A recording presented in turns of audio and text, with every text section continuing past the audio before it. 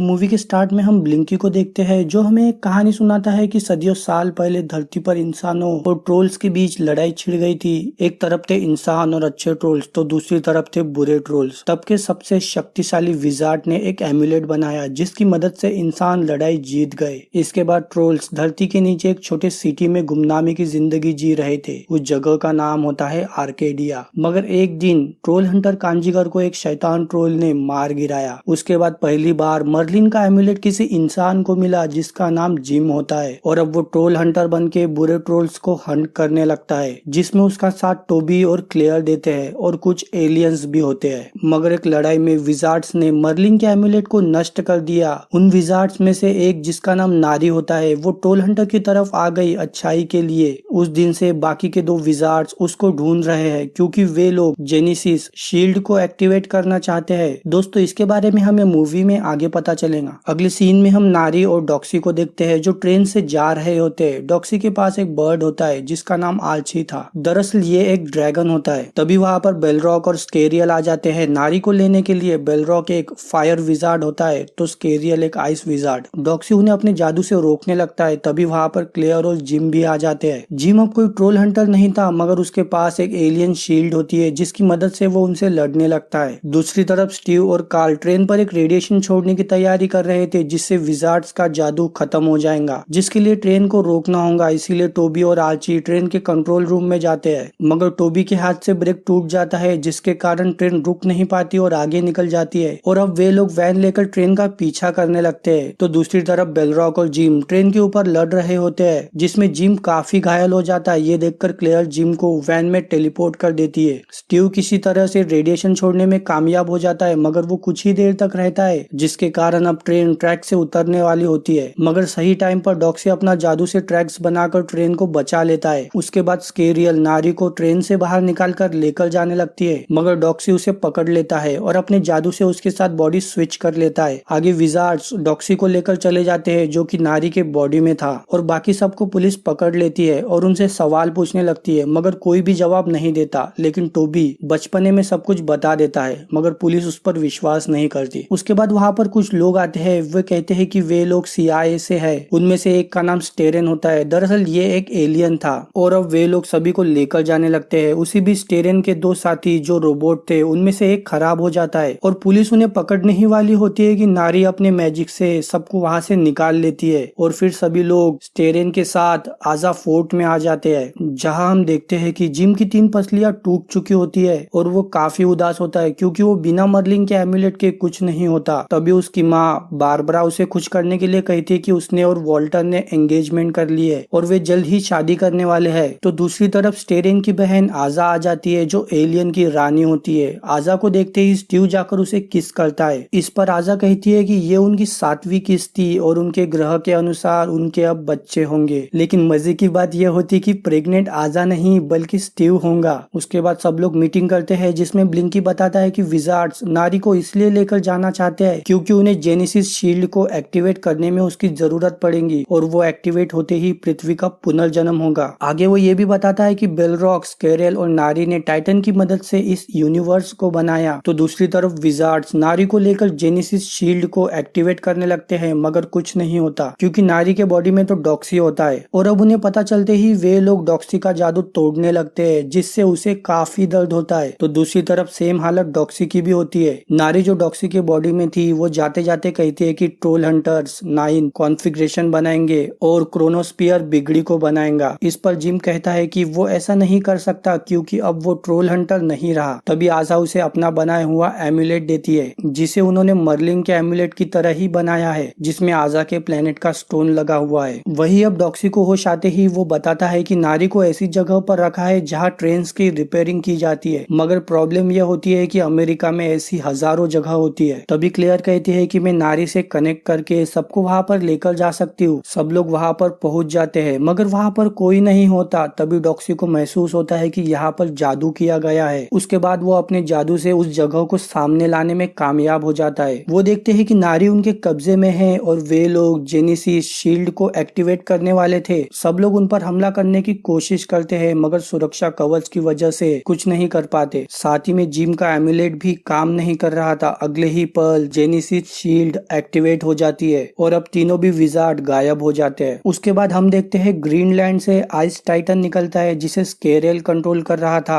Brazil से निकलने वाले टाइटन को नारी कंट्रोल कर रही थी और साउथ चाइना सी में से लावा टाइटन निकलता है जिसे बेलरॉक कंट्रोल कर रहा था। और वो तीनों भी एक ही जगह की तरफ आगे बढ़ रहे थे जहाँ पर धरती का केंद्र है। दरअसल वो आर्केडिया होती है जहाँ पर ट्रोल्स रहते हैं। ब्लिंकी कहता है कि उन तीनों के एक साथ आते ही धरती का पुनर्जन्म हो जाएगा। इस पर आजा कहती है कि वो मदरशिप को बुलाकर सारे इंसानों को धरती से निकालकर एक दूसरे प्लेनेट पर लेकर जाएंगी, मगर सब लोग मना कर देते हैं और कहते हैं कि हम टाइटन से लड़ेंगे और धरती को बचाएंगे। तभी जिम पूछता है कि आखिर एम्यूलेट ने काम क्यों नहीं किया। इस पर आजा कहती है कि इसमें हमारे प्लेनेट का स्टोन लगा हुआ है, मगर इसे काम करने के लिए मर्लिन का स्टोन चाहिए होगा और वो स्टोन एक्सकैलिबर तलवार में है। उसके बाद जिम कहता है कि आधे लोग क्रोनोस्फीयर को लेने जाएंगे और बाकी के टाइटन्स को रोकने की कोशिश करेंगे, मगर आजा फिर भी मदरशिप को लाने का बोलती है जस्ट इन केस अगर जिम का प्लान फेल हुआ तो वे लोग टाइम रहते सभी इंसानों को धरती से निकाल लेंगे। आगे अब सब लोग अपनी टीम के साथ निकल जाते हैं। सबसे पहले आर्ची अपने पिता चार्ली के पास जाता है क्रोनोस्फीयर के बारे में जानने के लिए। चार्ली उसे बताता है कि क्रोनोस्फीयर एक ट्रोल ड्रैगन के पास है जिसका नाम शैनन है। वो क्रोनोस्फीयर को हमेशा अपने साथ ही रखता है क्योंकि वो उसमें भविष्य और यहाँ तक कि अपनी मौत भी देख सकता है, मगर चार्ली को अपनी मौत नहीं देखनी थी इसीलिए वो जाने से मना कर देता है, मगर आर्ची के मनाने पर वो मान जाता है। आगे चार्ली, आर्ची, ब्लिंकी और क्लेयर समंदर के किनारे पुल के नीचे एक पत्थर से गेट बनाकर ट्रोल मार्केट में आ जाते हैं जहाँ पर शैनन क्रोनोस्फीयर में चार्ली को आते हुए देख लेता है। उसके बाद चार्ली और सभी को गार्ड्स पकड़ लेते हैं। तो दूसरी तरफ डॉक्सी, नोमोरा और आर्क नारी को रोकने के लिए जाते हैं, मगर नारी काफी स्ट्रांग होती है। वो नोमोरा को पकड़कर मार डालती है। इसी दौरान जिम आजा फोर्ड को ग्रीनलैंड लेकर जाता है आइस टाइटन को रोकने के लिए, मगर उनका एक भी वेपन उसका कुछ नहीं बिगाड़ पाता। फिर आजा एक शिप में बैठकर उससे लड़ने के लिए जाती है, मगर स्केरेल के चारों तरफ शील्ड होने की वजह से उसे भी कुछ नहीं होता। उसके बाद वॉल्टर जिम को एक रस्सी के सहारे टाइटन तक पहुंचाता है, मगर रस्सी बीच में ही टूटने के कारण जिम नीचे गिरने लगता है। ये देखकर वॉल्टर उसे बचाने के लिए जाता है, मगर उसके पंख भी बर्फ से जम जाते हैं जिसके कारण वो नीचे गिर जाता है। आगे अब वॉल्टर जिम से बॉम्ब लेकर टाइटन की तरफ जाता है जिसके कारण वहाँ एक बड़ा ब्लास्ट होता है जिसमें वॉल्टर की भी जान चली जाती है, मगर इस सब के बावजूद आइस टाइटन फिर से खड़ा होकर आगे बढ़ने लगता है। ये देखकर बारबरा काफी दुखी हो जाती है। उसके बाद आजा, जिम और टोबी ट्रोल मार्केट जाने के लिए निकलते हैं। तभी वहाँ पर लावा टाइटन आ जाता है जो ब्रिज को तोड़ने ही वाला था कि बीच में गन रोबोट आ जाता है जिसे वर्वोटॉस कंट्रोल कर रहा था और अब उन दोनों के बीच लड़ाई शुरू हो जाती है। वर्वोटॉस उसे काफी टफ फाइट देता है, मगर आखिर में लावा टाइटन उस पर काफी सारा लावा डाल देता है। वर्वोटॉस टाइम रहते बाहर आ जाता है और अब आजा उन्हें वहाँ से जाने का बोलती है, मगर जिम क्लेयर के बिना जाने से मना कर देता है। उसके बाद जिम और टोबी वहीं पर रहते हैं और आजा वर्वोटॉस को लेकर वहाँ से निकल जाती है।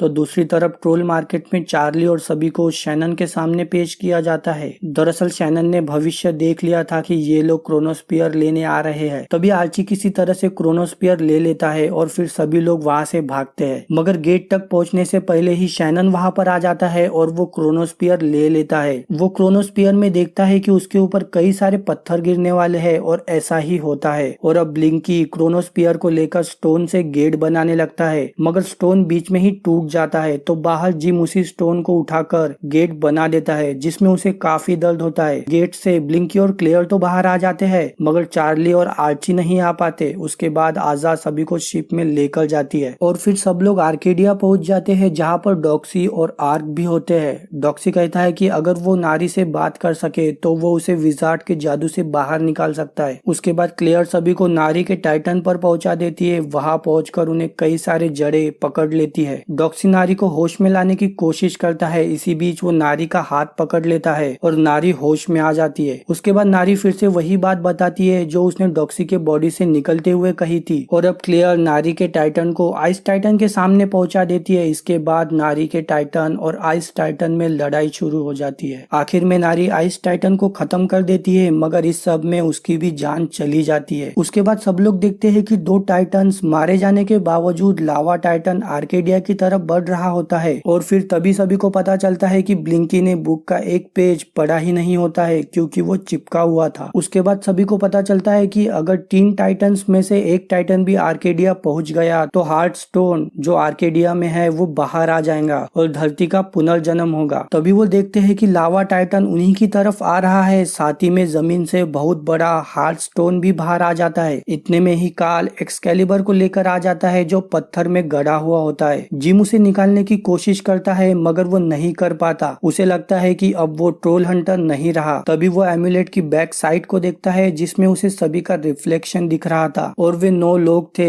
तभी उसे नारी की बात याद आती है, 9th कॉन्फ़िगरेशन वाली, और फिर सभी लोग पत्थर पर हाथ रखते हैं। जिम एक्सकैलिबर को निकालने की कोशिश करता है और इस बार वो कामयाब भी हो जाता है। आगे वो मर्लिन के स्टोन को निकालकर काल को देता है एम्यूलेट में लगाने के लिए और फिर सभी लोग लावा टाइटन से लड़ने के लिए जाते हैं। वही पास आने पर उन्हें एहसास होता है कि वे लोग टाइटन पर चढ़ ही नहीं सकते। तभी डॉक्सी सभी को अपने जादू से मैग्नेट बना देता है जिससे अब वो आसानी से टाइटन पर चढ़ सकते हैं, मगर टोबी ऐसा नहीं कर पाता। वो वैन पर ही चिपक जाता है और अब सब लोग बेलरॉक से लड़ने लगते हैं मगर वो काफी स्ट्रांग होता है। वो सभी को टाइटन से फेंक देता है और अकेला जिम ही वहां पर बच जाता है। तो दूसरी तरफ काल ने मर्लिन के स्टोन को एम्यूलेट में डाल दिया था मगर वो अभी भी एक्टिवेट नहीं हुआ होता है। तो इस तरफ बेलरॉक जिम को कहता है कि वो बस एक आम बच्चा है, बिना एम्यूलेट के वो कोई हीरो नहीं है। इस पर जिम कहता है कि उसे हीरो बनने के लिए एम्यूलेट की जरूरत नहीं है और बस ये कहते ही एम्यूलेट एक्टिवेट हो जाता है और वो जिम के पास आ जाता है। उसके बाद जिम एम्यूलेट की मदद से ट्रोल हंटर में बदल जाता है और अब वो बेलरॉक से लड़ने लगता है। इस बार बेलरॉक काफी कमजोर होती है। तो दूसरी तरफ टोबी वैन लेकर टाइटन की तरफ जाने लगता है जिसमें रेडिएशन वाली मशीन होती है। इस तरफ जिम बेलरॉक की छड़ी को तोड़ देता है मगर बेलरॉक टूटी हुई छड़ी से जिम को स्टैब कर देती है और अब टाइटन हार्ट स्टोन को छूने ही वाला होता है कि तभी टोबी रेडिएशन वाली मशीन को चालू कर देता है जिससे बेलरॉक का सारा जादू चला जाता है और फिर जिम उसे एक्सकैलिबर से मार देता है और उसके मरते ही टाइटन और हार्ट स्टोन भी टूट जाते हैं। सब लोगों को लग रहा होता है कि जिम मर चुका है मगर वो जिंदा होता है। आगे हम देखते हैं कि स्टीव ने पूरे 7 बच्चों को जन्म दिया है। आगे जिम देखता है कि टोबी कहीं पर दिख नहीं रहा और फिर थोड़ी देर बाद जिम को टोबी वैन में दिखता है जो पत्थरों की वजह से मारा जाता है। तभी जिम को नारी की दूसरी बात याद आती है कि क्रोनोस्फीयर बिगड़ी को बनाएगा और फिर जिम टाइम स्टोन को एम्यूलेट में डाल देता है। सब लोग जिम को समझाते हैं कि इससे और भी बुरा हो सकता है मगर जिम का इरादा पक्का होता है, इसीलिए सब लोग उसका साथ देते हैं और अगले ही पल जिम उसी टाइम में पहुंच जाता है जब उसे एम्यूलेट मिला था। मगर इस बार जिम ऐसा कुछ करता है जिससे टोबी को एम्यूलेट मिल जाता है। इसी के साथ हमारी मूवी खत्म होती है। तो दोस्तों आशा करता हूँ आपको मेरा एक्सप्लेनेशन अच्छा लगा होगा। प्लीज चैनल को सब्सक्राइब कीजिएगा और उस बेल आइकन को भी प्रेस कर दीजिएगा ताकि आने वाली हमारी हर वीडियो का नोटिफिकेशन आपको मिलता रहे। तो चलिए मैं मिलता हूँ आपसे अगले वीडियो में।